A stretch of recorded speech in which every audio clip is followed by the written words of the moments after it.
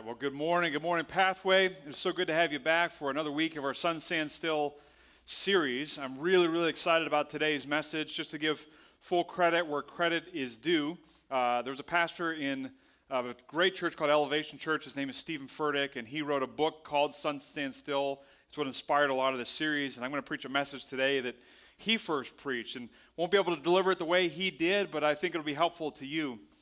During this series, I've just been really excited to watch a lot of you begin to believe and get some faith in your life.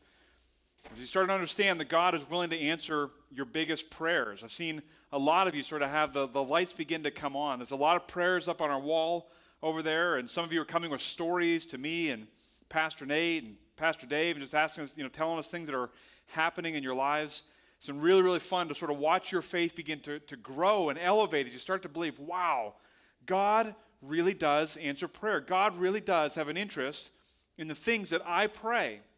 I mean, this whole series started with the story of Joshua asking God to hold the sun up in the sky so he could win a battle. And God actually answered that request. God actually answered the request of a man. It's amazing what God can do. I think some of our greatest moments of faith, let me just tell you, what I observe as a pastor and what I've experienced in my own life, some of our greatest moments of faith come as a parent when we're praying for something over our kids, right?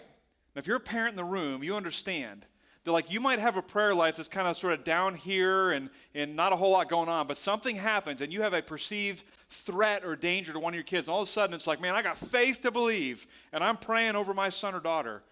Like if I've got a teenage kid who's starting to go off the rails, man, I have faith to believe. I'm praying big prayers that I don't normally pray. Something just kind of kicks in as a parent in sort of your prayer life and your faith. You start to do unreasonable things and maybe pray even unreasonably big prayers that you wouldn't pray for yourself, and you wouldn't pray for your business, and you wouldn't pray for your family or your friendships, but you will pray over a child. Just something about being a parent. I don't know what it is. And today we're going to see a story in the Gospel of Mark chapter 5 of a dad who prayed a truly unreasonable prayer over his daughter. It's a dad who had a daughter who was going to lose her life. She was dying. And because of that, he was willing to approach Jesus and pray this massive prayer and just be totally unreasonable with the way that he approached Jesus. Because that's what we do as parents when there's a threat to our kid. I remember when I was a young dad, I have 4 kids now, and sort of after 4 kids, you kind of learn how kids work, and you learn what's a legitimate threat and what's not, and what's a real injury and what's not. But when you have that first one, and the first one is little, everything is serious, right? Everything is like a danger. Everything is like this kid could die. I don't know what I'm going to do. And I remember we lived in the city of Pittsburgh, and Lucas, my son, who's now about to turn 11 years old, was 15 months old at the time. What you need to know about Lucas at this stage is that his motor skills developed way faster than his verbal skills. It wasn't even close, right? So we were on a vacation to Alaska when he was 8 months old, and my brother lived in Alaska. And so we went up to visit my brother, and on that vacation at 8 months, Lucas took his first step. I did not know a child could move their physical body and take a step at 8 months. He did so at 8 months. By 8.5 months, he was running. By 9 months, he was ripping and tearing and climbing. It was awful. We could not control anything. His motor skills just developed really fast, but his verbal skills didn't come till he was 7. So all we could do was just fence the kid in. We could just put walls around him to try to hold him in because you couldn't discipline, you couldn't stop him.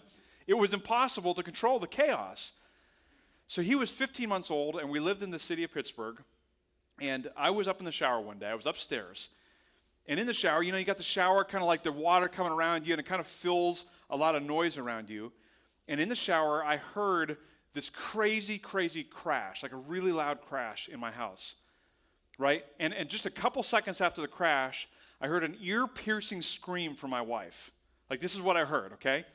So just imagine this. Now, when you're in a shower, you can't get directional hearing going on. You don't know where things are coming from. So it's a really loud crash followed by a shriek from Jana. And immediately, the only thing that runs through my mind at this time is, oh my gosh, there's a man in my house. He's kicked in the door. He has a knife, and he's ready to harm my family. And I a normally reasonable person, do a totally unreasonable thing to protect my family. Because when you think your kids are threatened, you kind of go crazy, don't you? You become like a mama bear. So I exploded out of that shower at 150 miles an hour and raced out of the bathroom and went tearing down the hallway. This is quite a visual, isn't it? Tearing down the hallway because there's a man in my house with a knife.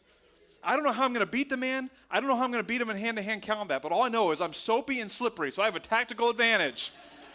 He can't grab onto me. I'm going to take this man out. And I come around the top of the steps, and I rip around the top of the steps, ready to go. And on the outside, I'm totally disrobed. On the inside, I'm covered in war paint. I have a battle axe in my hand. Because you do not come into Ryan Miller's household and try to harm his family. You know what I'm saying? Come on, some of you dads can relate. You do not harm my family. And I get around the top of the steps, and all of a sudden it dawns on me what's happened. Lucas, my crazy 15-month-old son, had come racing out of a bedroom just as fast as he could. He ran into the baby gate at the top of the steps. He hit the gate so hard, he blew the gate off the wall. That was the crash. He goes tumbling down the steps. Jana sees her child come tumbling down the steps. She screams as loud as she can. So she's down at the bottom of the steps like consoling a child. I'm up there in all my glory. And she just turns, it's like, what are you doing? And of course, we were convinced that he had a brain bleed and it was a run to the ER. Which is so funny, because now we've seen a bunch of kids go down steps, and it doesn't hurt them. We've had kids fly off of, swing sets and run into trees, and we just run over and just do the cheese stick test. You wave a cheese stick in front of them. If they stop crying and they take it, there's no injury. It's fine. If they don't stop crying, that's an ER run, okay? That's how you learn after 4 kids. I'm just saying you do unreasonable things, right? I mean, when it comes to your own kids, you do unreasonable things. You maybe even pray unreasonable prayers. You know, an atheist who's about to lose her son or daughter very well may find themselves praying to a God they don't even believe exists because you do unreasonable things when it deals with your kids. And today I want you to see a prayer, a sun stand still prayer that comes out of the Gospel of Mark chapter 5. And so of a man named Jairus whose 12-year-old daughter was about to die. And he did an unreasonable thing. And he went in an unreasonable way to Jesus to try to save his daughter's life. Here's how the story goes in the Gospel of Mark chapter 5. It said, when Jesus had again crossed over by boat to the other side of the lake, a large crowd gathered around him while he was by the lake. Verse 22, then one of the synagogue leaders named Jairus came, and he saw Jesus, and he fell at his feet. And just pause there for a second. Let's kind of set up the scene so you understand what's happening in Mark chapter 5. Jesus is teaching by a lake, and as is normally happening with Jesus, there is a humongous crowd following him around. Jesus has always had these crowds who wanted to be near him. They wanted to follow him. Now, sometimes people were following him. They all had sort of different motivations and different reasons. Some people were in the crowds because they really needed healing, and what they saw was that Jesus could heal people. Jesus, as the Son of God, had supernatural power given to him from God and was able to do things that no man could do.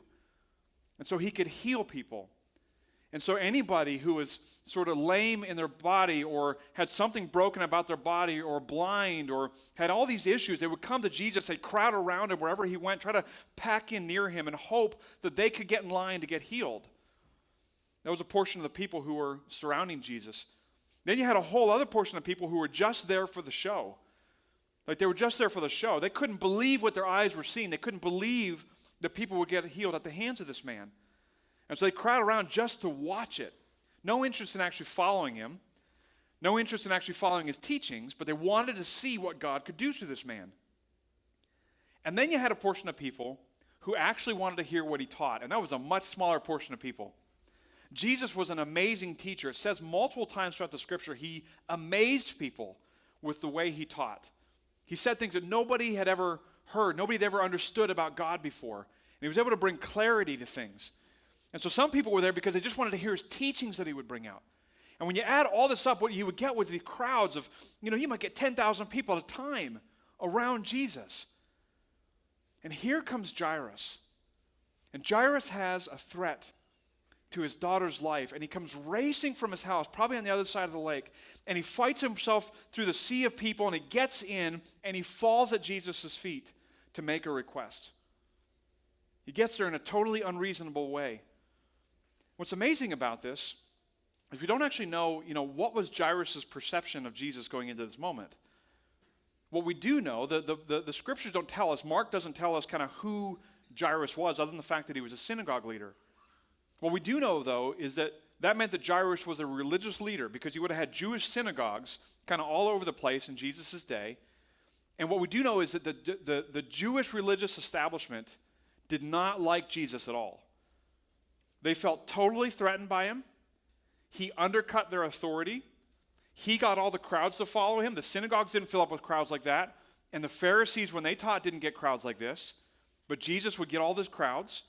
So there was a jealousy from people. But more importantly, some of what Jesus taught really undercut some of the Jewish law. And these people couldn't separate themselves out from their laws. Their laws, they believed, were all from God. But many of the laws had been crafted by men. It didn't come from God. And so Jesus undercut a lot of their laws. So they hated him. So we don't know, was Jairus one of the haters of Jesus? We're not really sure. We just kind of know the crowd he ran with was. And it's very possible that Jairus kind of felt similarly to Jesus in a way that many other people did. But you couldn't deny the fact that Jesus was healing people, and Jairus had a sick daughter. And so he does an unreasonable thing and fights through a crowd and falls down at Jesus' feet, maybe even if he doesn't even like Jesus at all. Here's what he says to Jesus when he gets at his feet. Verse 23, he pleaded earnestly with him. He said, "My little daughter is dying. Please come and put your hands on her so that she will be healed and live." And it says, so Jesus went with him. Jesus was willing to go. Now, this is amazing to me. I want to tell you why this is amazing to me. This kind of blows my mind. Jesus had this crowd, right? Like, there is so much ministry to be done in the crowd. I mean, there's sick people everywhere. There's people everywhere around him who need him to touch them. He can't possibly get to every single person. And Jesus is so moved by the earnestness of Jairus, so moved by the level of seriousness of Jairus' prayer, that Jairus was willing to race from his house, fight through the crowd, get on his knees and humiliate himself and beg Jesus for help.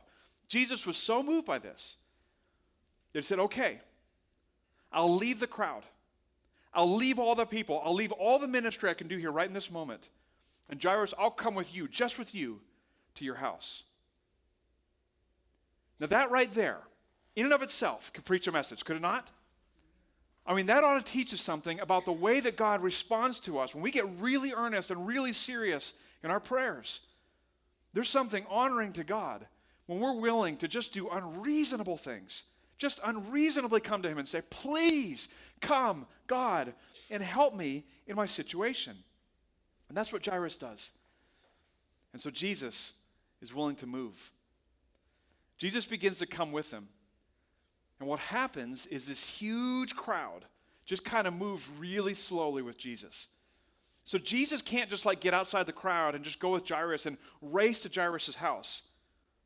And can you imagine how frustrating that must have been to Jairus? Because Jairus knows his daughter is dying. There's a threat to her life. And he probably wants to grab Jesus by the hand and just get on a horse race and just go as fast as they can possibly go to get to his house. But Jesus tries to move, and the crowd kind of moves with him. So Jesus is probably working his way around the lake at a pace like this, trying to just keep everybody moving, this whole massive crowd. And this is probably how fast it's going around the lake. And Jairus, I believe, is probably standing on the outside of this crowd come on, Jesus, just knock him down with a wave of power, and come on. I got to go. My daughter's dying. She's not going to make it. And to make matters worse for Jairus, a woman actually cuts in line and steals his miracle opportunity. This is crazy.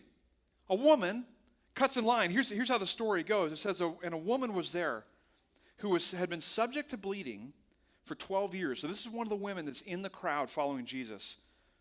She had suffered a great deal under the care of many doctors and had spent all she had Yet instead of getting better, she grew worse. When she heard about Jesus, she came up behind him in the crowd and touched his cloak because she thought, if I just touch his clothes, I will be healed. And immediately, her bleeding stopped, and she felt in her body that she was freed from her suffering. Now listen, Pathway. There are few injustices in this world greater than being cut in line. You know what I'm saying? You ever been cut in line? You want to take someone out when they cut you in line. I mean, there are levels of rage that come up in your life when you get cut in line. If you're in Walmart and you've been in that 45-minute line because they can't seem to get enough cashiers, and somebody cuts in line, there's a battle about to go down because you don't have more time to wait for another cart. And this woman does not respect the fact that Jairus' daughter is dying, and she cuts in line. And she comes up and she lays her hands on Jesus. Now here's why she does it. She's had a flow of blood for 12 years. Our best guess on what that means is that she had an unending menstruation cycle for 12 years. Wouldn't stop. No ability to stop. There's something wrong in her body. That in and of itself would be a horrible medical condition for a woman to have.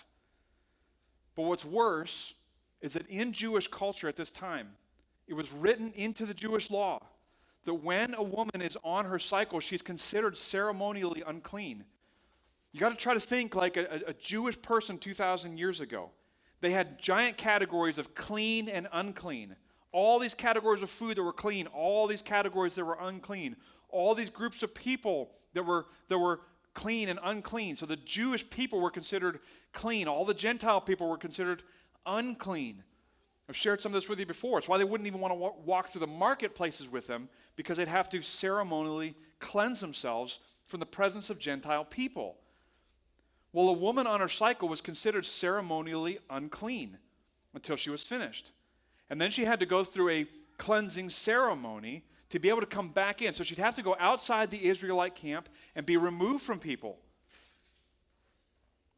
So this woman has dealt with a flow of blood for 12 years, which means that for a dozen years, she was ostracized in her culture. She is not allowed to come around the people. She has to be outside the city gate. She has to be outside the city wall. She has to be removed. She can't be a part of normal life.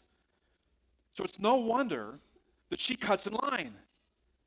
You got to have some serious guts to cut somebody in line. And she just jumps and cuts in line. Because Jairus might need a healing for his daughter, but I need a healing right now. I need a healing in my body. I need to get back into society and be welcomed by people again. And so she jumps in line. She touches Jesus' cloak. She feels power come into her body from Jesus.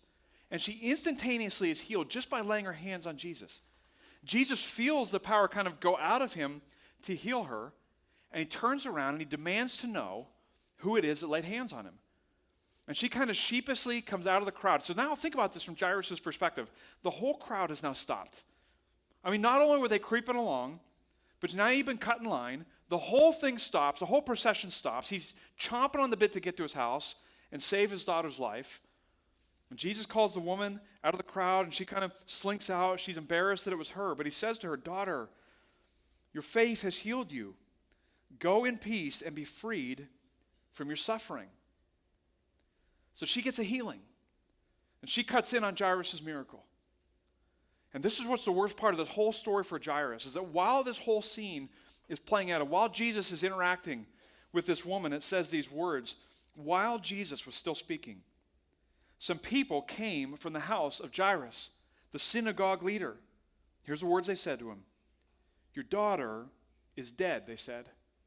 "Why bother the teacher anymore?" Jesus didn't get there fast enough. He couldn't move the crowd fast enough. He didn't break out of the crowd and run with Jairus like he should have done, at least in Jairus' perspective. And now, in the midst of all the waiting, Jairus has lost his daughter. People have come from his house and they've said, "Your daughter is dead." And here's what they said to him. They said, "Jairus, now that she's dead, it's hopeless, it's pointless. There's nothing else you can do from here, so why bother the teacher anymore? In other words, just let Jesus go back. Let him take the crowd and kind of go back to the other side of the lake. Let him go to where he started and leave him alone. It's too far gone. There's nothing you can do at this stage. Whatever situation you thought was going to be resolved can now never be resolved. Why bother? The Pathway, I want to ask you this question. How often has the why bother question jumped into your mind and prevented you from praying over something that you should be praying over? How often have you come to a place in your life where you've said, why bother? God doesn't want to be bothered by my issue. God is not interested in my problem. God's not going to be there. He doesn't have a heart of compassion for me. Sometimes we get into situations in our own family or in our own marriage where we just begin to believe things are too far gone. Like, why bother?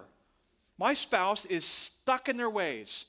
Things have been this way for all these years. Why bother to pray? Nothing's going to change from any more prayer.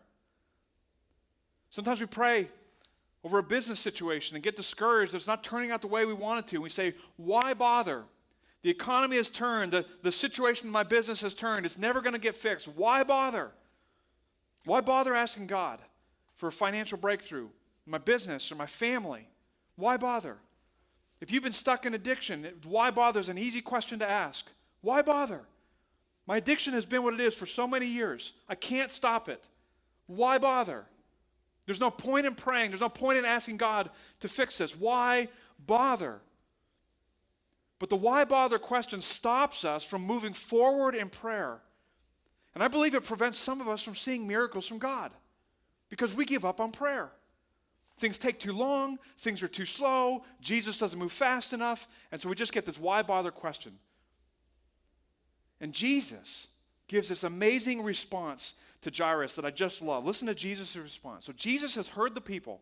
The people have come from Jairus' house and they told him, your daughter is dead. Here's what Jesus says. Overhearing what they said, Jesus told him, don't be afraid, just believe. I love that response from Jesus. Don't be afraid, just believe. Jesus is basically saying to Jairus, Jairus, I don't need you to know how this is going to get worked out. You came to me in a totally unreasonable way. You humiliated yourself and humbled yourself in front of all kinds of people to get my attention. I said yes to you. I don't need you to worry about how this is going to get worked out. All I need you to do is just believe. In other words, what Jesus is saying to Jairus is, Jairus, block out the negative voices. Ignore them. Ignore it. Ignore the why bother question. Now, this is crazy because Jairus, when he first started this journey to come to Jesus, had enough faith to believe that Jesus could heal his daughter. But now, Jesus is asking him to believe for a resurrection. Now, come on, I can believe for a healing, but I don't know if I can believe for a resurrection. Because now, if Jairus' question, if his request is going to get answered, if his unreasonable request is going to get answered, he needs a resurrection from the dead. And that is a whole nother level of faith. You know what I'm saying? Jairus needs a whole nother level of faith. And Jesus is saying to him, block out the why bother questions and just believe me. I told you yes, just believe. I'm going to take care of it. And so Jesus starts the trek and he starts the journey. And I think what Jesus' response teaches us, listen to me, what I think Jesus' response teaches us here is that when you make unreasonable requests to God, God is honored, not bothered. God is not bothered by your unreasonable requests. He is honored by them. When you make an unreasonable request in an unreasonable way to God, what you're doing is you're creating space in your life for God to show up and move. You're creating a situation where God is able to fill in the gap and show off his power and show off his authority and show off his glory and move in your life. God is honored by that. God's not bothered by your unreasonable requests. If he wants to say no to it, he can do that. He's not bothered by it. He's honored. God is honored that you'd be willing to come to him in the most unreasonable way with the most unreasonable thing and say, God, will you please show up right now? And so Jesus, what he does at this moment, this amazes me. He finally turns to the crowd who is slowing him down, and he says, nobody can come with me. Only Peter, James, and John. So only 3 of his 12 disciples get to come with him. And he takes Peter, James, and John, and he goes with Jairus, and he goes to Jairus' house.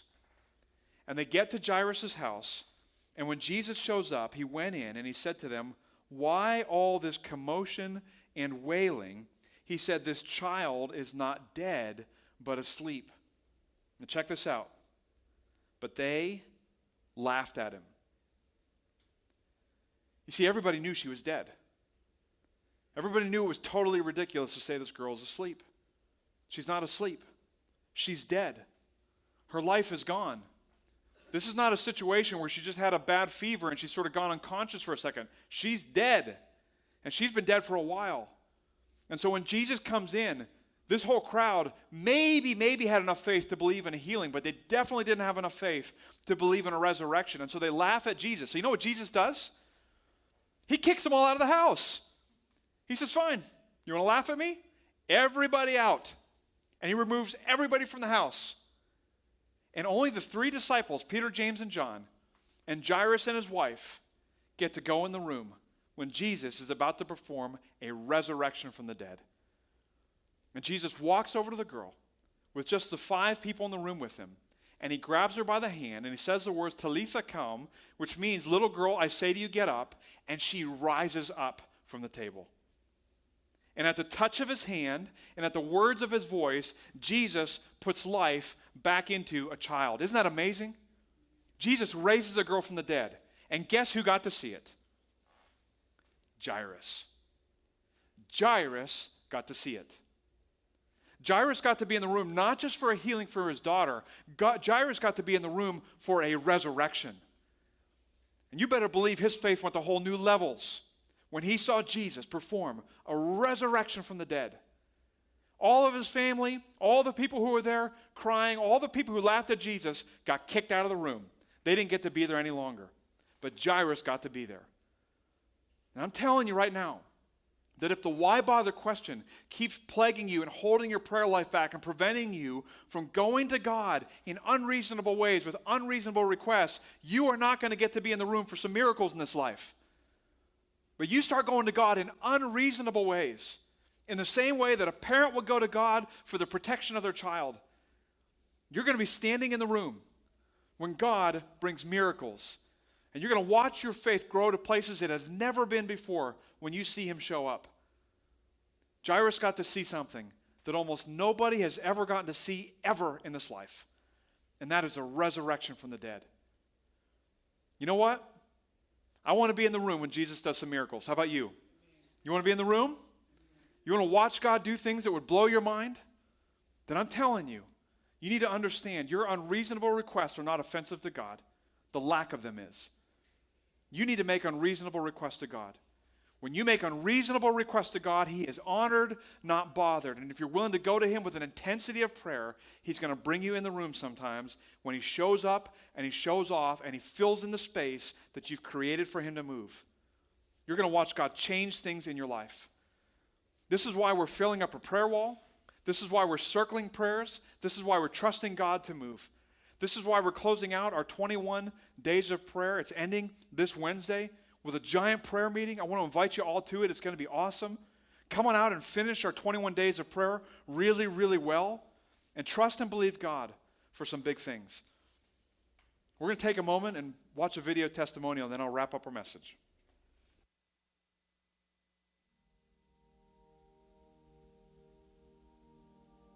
Hi, my name is Allie. And I'm Tyler. And our son, Ethan, was diagnosed with cancer when he was 2.5. We have said a lot of big, bold prayers during the past 3.5 years. On our last trip to the doctor, after he was lethargic and discolored, they sent us to the ER because they said he was anemic. And from there, they just told me that the helicopter will be here in 6 minutes, that we had to go to Children's. And my first big prayer was when me and Ethan got in that helicopter. I just prayed the whole way up that it was anything but cancer. After a few hours of him being diagnosed with the leukemia, my faith was tested a little bit. I was extremely discouraged and completely broken, and I wasn't sure how to understand why my son had to get cancer at 2.5 years old. On day 3 was the first day that God answered my biggest prayer, and that was Ethan's survival rate is 98%, and that his relapse rate is less than 5%. His 3.5-year treatment plan was set in stone. The second big prayer that I said was after 29 days he needed to be MRD negative. So they couldn't find microscopically any cancer, and that would mean he was in remission. And it was the hardest thing that I ever watched him go through. But on day 29, he was MRD negative, and so he was in remission. There was a couple times that Ethan was running around the hospital, and they had said they could not believe his number-wise that he was even up and walking, and he was running full force playing. So that was another God's work right in front of my eyes. Today, he is 5.5, and he is cancer-free, and he is chemo-free. He knows that God protected him, and he loves God. He loves coming to church, and I've watched him grow spiritually since we've came to Pathway, and it's been incredible. And he is the happiest, the nicest, the most giving, the most caring boy that I could not be more proud of him. After praying my big bold prayer for 3.5 years with Ethan and Allie and by myself, Ethan finally took his last dose of chemo and rang the bell, and we're done with cancer and we're done with chemo. God answered our prayers.